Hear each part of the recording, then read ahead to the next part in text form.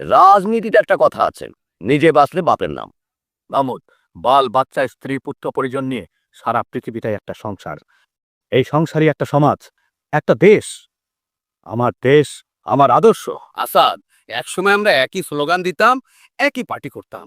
এখনো আমার নীতি আছে, কিন্তু ইমানটা নাই দোস্ত। ঘটনাচক্রে আজ আমাদের নীতি আদর্শ আলাদা হয়ে গেছে, কিন্তু তাই বলে তো আমাদের বন্ধুত্ব আলাদা হয়নি।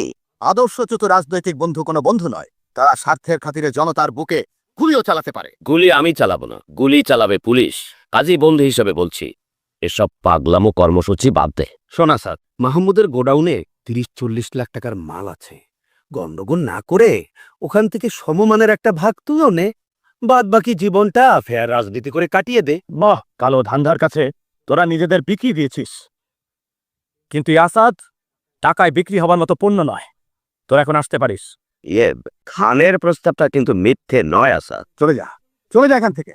রাজনীতিতে একটা কথা আছে, বেশি বাড়লে তার মাসুল দিতে হয়।